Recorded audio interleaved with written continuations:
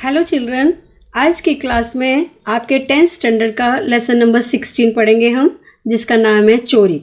ठीक है, क्या नाम है? चोरी। और उसके राइटर हैं यशपाल जैन। जो यशपाल जैन जी हैं, उनका जन्म 1912 ईस्वी में हुआ था और मृत्यु सन 2000 में हुई उनकी। यशपाल जी का जन्म जो है अलीगढ़ ज़िले के विजयगढ़ कस्बे में हुआ था। अलीगढ़ उत्तर प्रदेश में एक जगह का नाम है अलीगढ़, वहाँ पे एक विजयगढ़ कस्बा है, वहाँ पे इनका जन्म हुआ था। बाल साहित्य यानी कि बच्चों के लिए स्टोरी लिखने में, बच्चे पढ़ें जिनको, तो बच्चों से रिलेटेड जो स्टोरी हो, बाल साहित्य पर आपने अपनी लेखनी चलाई है। और बाल मनोविज्ञान पर उन्होंने अनेक कहानियाँ लिखी हैं। मतलब बच्चों की जो साइकोलॉजी होती है उसके ऊपर, मनोविज्ञान उसको साइकोलॉजी को बोलते हैं, तो उसके ऊपर उन्होंने बहुत सारी स्टोरियाँ लिखी हैं।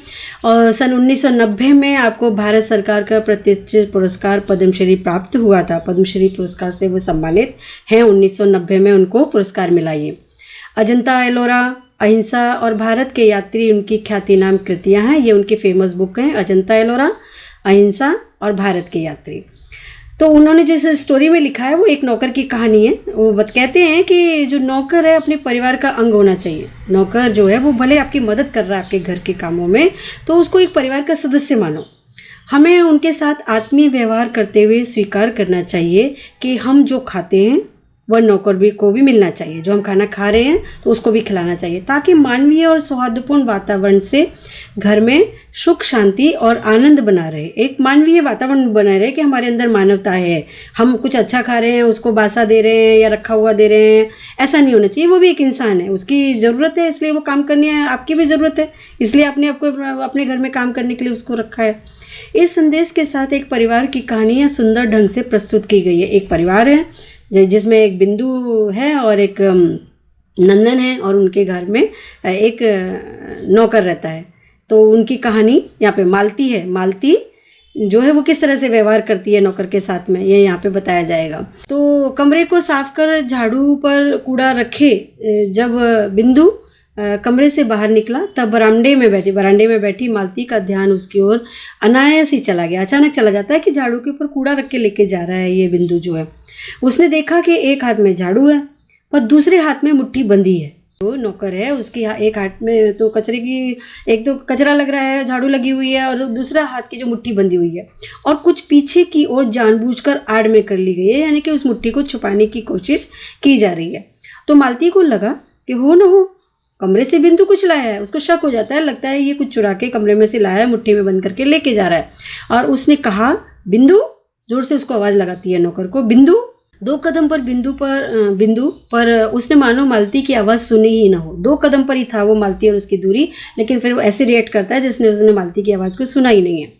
वो चलता ही गया, बल्कि मालती ने देखा कि उसकी पुकार पर बिंदु की चाल में कुछ तेजी आ गई है। मालती ने जब उसको पुकारा तो वो और भी ज़्यादा तेज चलने लग गया है। गुस्से में भरकर उसने कहा कि बिंदु, ओ बिंदु, ठहर, कहाँ जाता है? उसको गुस्सा हो जाता है कि मैं आवाज़ लगा रही हूँ और ये सुनना ही रहा है। मालती को गुस्सा आ जाता है, तो फिर वो गुस्से में बोलती है बिंदु, ओ बिंदु, ठहर, कहाँ जा रहा है? इतना कहना था कि बिंदु तो दौड़ने लगा। वो तो और तेज दौड़ गया और भाग गया। मालती के संदेह की पुष्टि के लिए यह सब काफ़ी था। मतलब अभी शक करने के लिए कोई गुंजाइश ही नहीं बची थी। उसने तेजी के साथ कहा, सुनते हो जी? अपने पति को आवाज़ लगाती है वो घर में, सुनते हो जी? देखो बिंदु कुछ लिए जा रहा है, जल्दी आओ। अपने हस्बैंड को जल्दी से बुलाती है। नंदन जो है उसका पति मालती का, वो अपने कमरे में बैठा अपने पत्र के लिए कुछ लिख रहा था। मालती का ये चिल्लाना उसे अच्छा नहीं लगा और उसने चाहा कि टाल दे, सुने ही नहीं मालती की आवाज़। पर मालती माने तब ना। एक सपाटे में, मतलब एकदम फटाफट से वह कमरे में आ गई और बोली, झटपट उठो, देखो बिंदु मुट्ठी में दबाए कुछ ले गया है। बिंदु जो है मुट्ठी में कुछ दबा के ले गया है। नंदन ने कलम एक और रख दी और जैसे किसी ने जबरदस्ती पकड़कर उठा लिया हो वो उठा। उनको बेमन से उठना पड़ा। कमरे से बाहर आया तो देखता क्या है कि बिंदु लौट कर आ रहा है। एक हाथ में झाड़ू है, दूसरा रीता है, रीता मतलब खाली है, और नीचे लटका है। उसे देखते ही मालती उबल पड़ी, क्यों रे बिंदु के बच्चे, मैं गला फाड़ती रही और तू रुका तक नहीं। बोल, क्या हाथ में है? क्या ले गया था? क्या लेके आया था तू? तेरे हाथ में क्या है? बिंदु का चेहरा एकदम सफ़ेद चेहरा पड़ जाता है डर की वजह से। बोला, कुछ नहीं बीबी जी। झूठा कहीं का।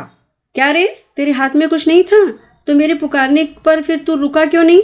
मालती ने रोषपूर्ण स्वर में कहा, गुस्से में कहा उसने। बिंदु से बोला नहीं जा रहा था, कहे तो क्या कहे। तब नंदन आगे बढ़ा, बोला घबराओ नहीं, सच बताओ कि क्या ले गए थे। सच बाबूजी, मेरे हाथ में झाड़ू थी और कूड़ा था, मैं कुछ नहीं लेके गया, बस मेरे हाथ में झाड़ू थी और कूड़ा था उस पर। फिर वही झूठ, मालती ने चिढ़कर कहा, इसे पुलिस में दे दो, लातों के देव कहीं बातों से मानते हैं। इस बेईमान के ऊपर घर छोड़ रखा है तो इसलिए कि चीज उठा उठा कर ले जाए और ऊपर से झूठ भी बोले। हमने इस पे इतना भरोसा कर रखा है तो ये उसका मतलब ये थोड़ी है कि हमारे घर की चीजें उठा उठा के लेके चला जाएगा। बिंदु से बोला नहीं जा रहा था, कहे तो क्या कहे, इतना डरा हुआ था कि वो कुछ बोल ही नहीं पा रहा था। तब नंदन आगे बढ़ा और बोला घबराओ नहीं, सच बताओ कि क्या ले गए थे। सच बाबूजी, मेरे हाथ में झाड़ू थी और कूड़ा था। फिर वही झूठ, मालती ने चिढ़कर कहा, इसे पुलिस में दे दो, लातों के देव कई बातों से मानते हैं और इस बेईमान के ऊपर घोर छोड़ रखा है तो इसलिए कि चीज उठा उठा कर ले जाए और ऊपर से झूठ बोले। नंदन ने मालती को शांत कर कहा, असली बात जानने का यह तरीका नहीं है। किंतु बिंदु को उसने प्यार से समझाया और कहा कि मैं तुमसे कुछ कहूँगा नहीं, ठीक ठीक बताओ कि क्या ले गए थे। किंतु बिंदु घबराया सा, खोया सा जमीन की ओर देखता रहा और नंदन का बहुत आग्रह हुआ, बहुत रिक्वेस्ट हुई तो उसने इतना ही कहा कि मैंने कुछ लिया है। नंदन फिर भी खींचा नहीं, मतलब वो चिढ़ा नहीं, बोला अच्छा चल देखूं तू कूड़ा कहाँ फेंकाया है। बिंदु पहले तो कुछ छिड़का, मतलब रुका, अंततः मुड़कर चुपचाप आगे हो लिया। नंदन और मालती वह जगह देखी, नंदन और मालती जाके वो जगह देखते हैं पर कुछ दिखा नहीं। नंदन ने कहा, बिंदु यूँ हैरान करने से क्या होगा, हमें परेशान करने से क्या होगा, बता क्यों नहीं देता कि क्या लाया था, सीधे सीधे बता दे कि तू क्या लेकर आया था। बिंदु के होठ खुले जैसे कुछ कहना चाहता हो पर फिर बंद हो गए। बोलना चाह रहा था लेकिन शब्द मुंह में नहीं आ रहे थे। हाँ रुको, रुक क्यों गए, नंदन ने शांत स्वर में कहा। वो बोलते तू कहाँ, तुम कुछ कहो, फिर रुक क्यों गए हो। बाबूजी, वो डरा डरा बोलता है, बाबूजी। बिंदु फिर चुप, बाबूजी बोल के फिर चुप हो जाता है। शाबाश, कहो कहो, नंदन उसको अप्रिशिएट करते कि बोलो क्या किया तुमने। बाबूजी, थोड़ी सी मेवा नीचे पड़ी थी, मैं उठा लाया। बिंदु कह तो गया पर जैसे वह अनुभव कर रहा हो कि दुनिया का जाने कितना गहरा पाप उसने कर डाला है, जाने कितनी बड़ी चोरी कर डाली है उसने। मैं कहती थी ना, मालती बोल उठी, कि यह कुछ न कुछ ले जरूर आया है। देखा मेरी बात सच निकली ना। मेवा का तुमने क्या किया बिंदु, खा ली इतनी जल्दी। बिंदु झूठ मत बोलो, सच बता दो। इधर फेंक दी, इशारा करके बताता है कि इधर फेंक दी। नंदन और मालती ने देखा कि उसकी बताई जगह पर थोड़े से काजू और किशमिश पड़ी हुई हैं। क्या देखा उन्होंने, क्या देखते हैं वहाँ पे क्या मिलता है उनको, थोड़ी से काजू हैं और किशमिश हैं। नंदन ने बिंदु के कंधे पर हाथ रखा और कहा, मेरे साथ आओ। नंदन जो है उसको प्यार से अपने साथ घर के अंदर लेकर आते हैं। बिंदु चुपचाप मालिक के साथ चल दिया। नंदन उसे लेकर कमरे की ओर गया। मालती ने कहा, आज इसने मेवा ली है, कल को और कुछ उठा ले जाएगा। एक बार जो नीयत बिगड़ी तो क्या फिर हाथ रुकता है। नंदन ने पत्नी की बात सुनी अनसुनी कर दी। बिंदु को साथ लेकर कमरे में गया और कनस्तर, जिसमें टीन होता है ना, उसमें कनस्तर खोलकर उसमें से एक मुट्ठी मेवा उसके हाथ में देते हुए कहा, बिंदु लो खा लो। नंदन जो उसको देते हैं, अपने हाथ से देते हैं कि तुम खाओ। पति के इस नरमी के व्यवहार से मालती आग बबूल हो गई। उसको पति के ऊपर गुस्सा आ रहा था, मालती को, कि मेरा पति कैसा है, इस लड़के ने चोरी की फिर भी इसका ही साथ दे रहा है, मेरी बात सुन ही नहीं रहा है, इसको डांट ही नहीं रहा है। बोली, ऐसे ही तो नौकर बिगड़ते हैं, उसे कुछ कहना हो तो दूर, उल्टे उसकी खुशामद और कर रहे हो जैसे कहीं चला ना जाए। नंदन मुस्कुराया, बोला, मालती चोर बिंदु नहीं है, हम हैं। हम क्यों ऐसी चीज़ खाएं जो सबको नहीं मिलती, इसी से तो चोरी की भावना को जन्म मिलता है। हम लोग रोज मेवा खाते हैं, एक दिन इस बेचारे का मन चलाया और थोड़ी सी ले ली तो क्या हो गया। मैं कब कहती हूँ कि कुछ हो गया, बात मेवा की नहीं है, नीयत की है। इसका जी चला था तो मांग लेता, मैं न देती तब कहता, घर में 50 चीज़ें रखी हैं, यूँ तो इसका मन, जिस पर मन आएगा उठा कर ले जाएगा, और एक दिन यही होना है, वह न करेगा तो तुम करवाओगे। मालती ये बात नाराज होने की नहीं है, सोचने की है। जब तक सब चीज़ें सबको नहीं मिलती, चोरी बंद नहीं हो सकती। चोरी अच्छी नहीं है, पर आज की स्थिति बड़ी लाचारी की हो गई है। नंदन ने समझाते हुए कहा, देख लेना, एक दिन यही बिंदु घर में से ट्रंक उठा कर ले जाएगा, और तो मेरा नाम मालती नहीं, एक दिन हमारा बॉक्स ही उठा के ले जाएगा ये। इतना कहकर मालती रसोई में चली गई और नंदन पुनः अपनी कुर्सी पर आ बैठा, पर मन उसका दूसरी ही दिशा में चल रहा था। थोड़ी देर वह सोचता रहा, फिर अपने विचारों को समेटा और लेख पूरा करने में लग गया। जो आर्टिकल लिख रहा था उसमें फिर से वो बिजी हो जाता है। कौन? नंदन। लेख पूरा हुआ तो काफ़ी देर हो चुकी थी। वह उठा और सीधा रसोई में पहुंचा। देखता क्या है कि मालती सिल पर चटनी पीस रही है, पत्थर पे चटनी बना रही है। नंदन ने कहा, बिंदु कहाँ है? मैं क्या जानूँ, तुम जानो, तुम्हारा लाडला बिंदु जाने। उसे निकाल दिया। निकालने वाली मैं कौन होती हूँ? कब से नहीं है? तभी चला गया था। नंदन थोड़ा हैरानी से में पड़ा। मालती ने पुनः कहा, तुम यहाँ के नौकरों को जानते नहीं, अपने घर में भी उनका हाथ रुकता नहीं। कुंदन के यहाँ कितना अनाज भरा है, फिर भी एक दिन आंख बच गई तो काका के यहाँ से गेहूं ले गया। नंदन जानता था कि बहस का अंत नहीं है, मालती से बहस करूंगा तो मैं जीत नहीं सकता। उसने बात आगे नहीं बढ़ाई और तौलिया उठाकर स्नान करने चला गया और स्नान करने के बाद उसने भोजन किया। दोपहर बीती और शाम होने को आई, फिर भी अब तक बिंदु न लौटा तो मालती के मन को अच्छा नहीं लगा। चौके में अब भी बिंदु का खाना पड़ा था। झूठ बोला तो क्या, आखिर बालक ही तो है, बेचारा भूखा जाने कहाँ भटक रहा होगा, है ना। तो वो अभी उसको दया भी आ रही है।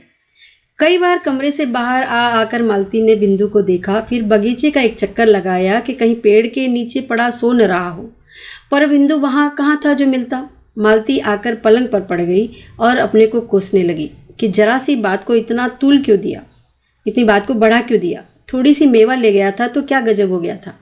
सोचते सोचते देर हो गई तो वह उठी और सहन के में टहलने लगी, बरामदे में टहलने लग जाती है। इतने में कुंदन उधर से निकला तो मालती ने उत्सुकता से पूछा, कुंदन, तुमने बिंदु को देखा है क्या? बिंदु? कुंदन बोला, अरे वह तो नदी वाली कोठरी में पड़ा है। मालती तत्काल पैरों में चप्पल डालकर बाहर हो गई। लौटी तो बिंदु उसके साथ था। बाहाँ पकड़कर नंदन के कमरे में ले गई और बोली, देखी तुमने इसकी बात, यहाँ से गया है तब से वहाँ कोठरी में पड़ा है। नंदन ने कहा, क्यों रे, वहाँ क्या कर रहा था? बिंदु चुप। मैं पूछता हूँ वहाँ क्या कर रहा था?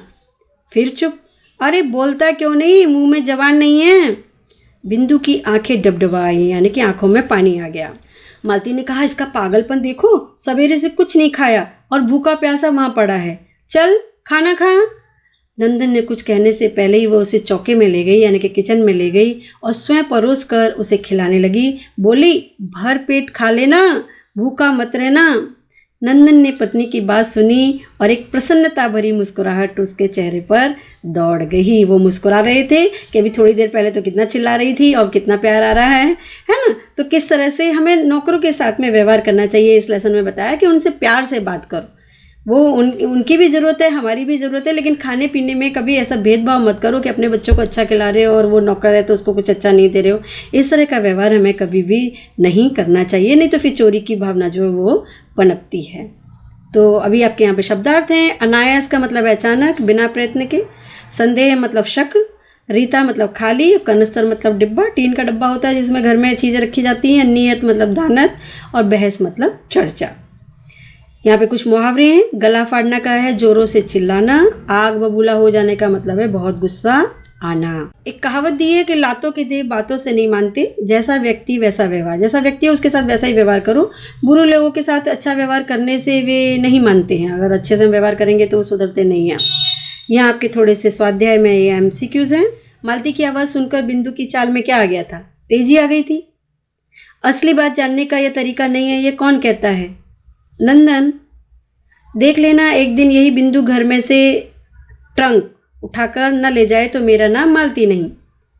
अरे वह तो नदी वाली कोठरी में पड़ा है, ये वाक्य कौन बोलता है? कुंदन।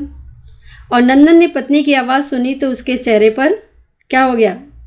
प्रसन्नता। पत्नी की आवाज़ सुनी तो उनके प्रसन्नता आ गई उनके चेहरे पर। यहाँ आपके क्वेश्चन नंबर 2 है कि एक एक वाक्य में उत्तर लिखिए। मालती के मन में बिंदु के प्रति क्या आशंका हुई थी? क्या आशंका हुई थी? कि वह अपनी मुट्ठी के घर की कोई कीमती चीज़ दबाए ले जा रहा है। ये आशंका हुई थी ना कि वो अपनी मुट्ठी में घर की कोई कीमती चीज़ को दबाए हुए ले जा रहा है।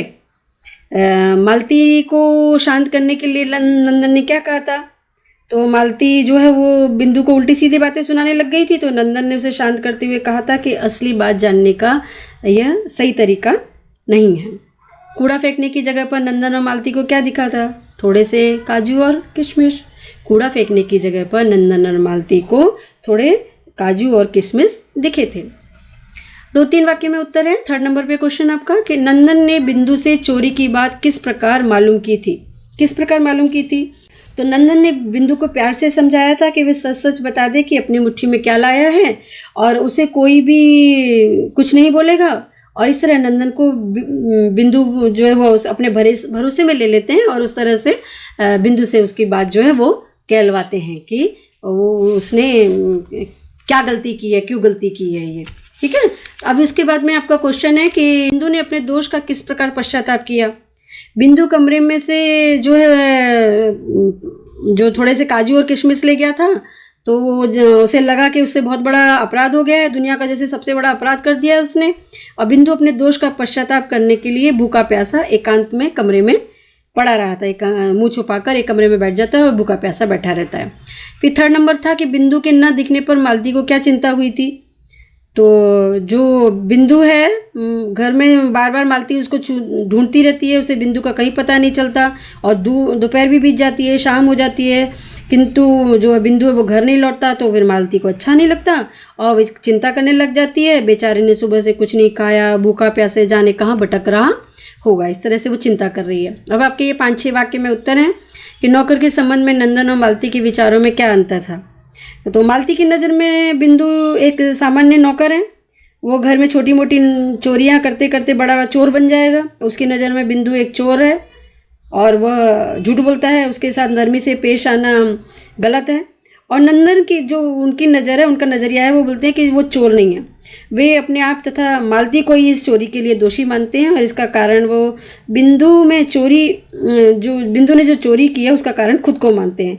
हमने उसे नहीं दिया इसलिए बिंदु को चोरी करनी पड़ी, अगर हम दे रहे होते तो बिंदु चोरी क्यों करता। चोरी का पता लग जाने पर नंदन ने बिंदु के साथ कैसा व्यवहार किया और क्यों। नंदन के आत्मीय व्यवहार से बिंदु ने स्वीकार कर लिया कि कमरे में जो थोड़ा सा कमरे में से वो थोड़ा सा मेवा उठाकर ले गया था। और नंदन को यह सुनकर जरा भी गुस्सा नहीं आया, बल्कि वह बिंदु को लेकर कमरे में आया और कनस्तर में से एक मुट्ठी मेवा निकालकर उसने बिंदु के खाने के लिए दे दिया। और नंदन इस विचारधारा के लिए सब चीज़ें सबको समान रूप से मिलनी चाहिए, ऐसा उनका मानना है। और बिंदु के प्रति सहानुभूति जगने पर मालती ने क्या किया। दोपहर बीती, शाम होने आई पर बिंदु अब तक नहीं लौटा। यह सोचकर मालती को चिंता होने लगी, बेचारा भूखा प्यासा जाने कहाँ भटक रहा होगा। उसके मन में बिंदु के प्रति सहानुभूति जागी और उसने कमरे से बाहर आकर देखा और बगीचे में चक्कर लगाए। फिर भी वो अपने आप को फिर कोसने लग जाती है कि छोटी सी बात के लिए मैंने क्यों उसको इतना डांट दिया। तभी सामने से कुंदन जाता हुआ नजर आ जाता है और वो बताता है कि बिंदु तो नदी वाली कोठरी में पड़ा है। और सुनते ही वह तुरंत वहाँ जाकर बिंदु को मना के ले आती है और उसे चौके में ले जाकर स्वयं परोस कर पेट भर के खाना खिलाती है। ठीक है, तो इसका बिंदु के प्रति सहानुभूति जागने पर मालती ने ये किया था। यहाँ थोड़े से जोड़े मिला हो वो आप कर सकते हो, आराम से इजी है। यहाँ पे आपके विरोधी शब्द हैं, बेईमान, ईमानदार, मालिक, नौकर, असली, नकली और झूठ सच विरोधी हो गए। भाववाचक संज्ञा में बच्चा का बचपन, मुस्कुराना का मुस्कुराहट, लड़का का लड़कपन, प्रसन्न का प्रसन्नता, बूढ़ा बुढ़ापा, पागल पागलपन और चोर का चोरी। इस तरह से आपकी भाववाचक संज्ञा बन जाएंगे। आपका ये क्वेश्चन है कि आशय स्पष्ट कीजिए। लातों के देव बातों से नहीं मानते। समाज में 2 तरह के लोग होते हैं, कुछ लोग प्रेम से कहने पर ही कोई काम करते हैं, तो कुछ लोग को लाख समझाने के बाद भी वह काम नहीं करते हैं, लेकिन मारने या डांटने पर वे उस काम को करने के लिए तैयार हो जाते हैं। ऐसे लोग प्रेम की भावना नहीं समझते और उनके साथ नरमी का व्यवहार न करके कड़ाई से काम लेना पड़ता है और उनके साथ उसी भाषा में व्यवहार करना चाहिए जिस भाषा को वे समझते हैं। तो ये इसका आंसर है। अब ये क्वेश्चन है आपका नेक्स्ट, हम क्यों ऐसी चीज़ें खाएं जो सबको नहीं मिलती, इसी से तो चोरी की भावना को जन्म मिलता है। इसका आंसर आप लिखेंगे, मनुष्य का स्वभाव है कि वह किसी व्यक्ति को किसी वस्तु का इस्तेमाल करते हुए देखता है तो उसे पाने के लिए उसकी भी इच्छा जागृत हो जाती है, और यदि वह वस्तु उसे उपलब्ध नहीं होती तो वो चोरी से उसको प्राप्त करने की कोशिश करता है। इसलिए जब तक सब चीज़ें सबको नहीं मिलती, चोरी बंद नहीं हो सकती। चोरी की भावना पनपने न देने का एक उपाय है कि लोगों को ऐसी चीज़ों का उपयोग करने से बचना चाहिए जो सबके लिए उपलब्ध ना हो, जो सबके लिए उपलब्ध नहीं है, उन चीज़ों का उपयोग करने से हमको जितना हो सके उतना बचना चाहिए या उनके सामने हमको यूज़ नहीं करना चाहिए, ताकि उनके मन में भी चोरी की भावना को बढ़ावा ना मिले। तो इस तरह से आपका ये लेसन कंप्लीट होता है। होप आप लोगों को ये लेसन बहुत अच्छे से समझ में आ गया होगा और ज़्यादा से ज़्यादा मेरे चैनल को लाइक करें, सब्सक्राइब करें और कमेंट बॉक्स में जाके अपने कमेंट ज़रूर प्लेस करें। Okay, thank you.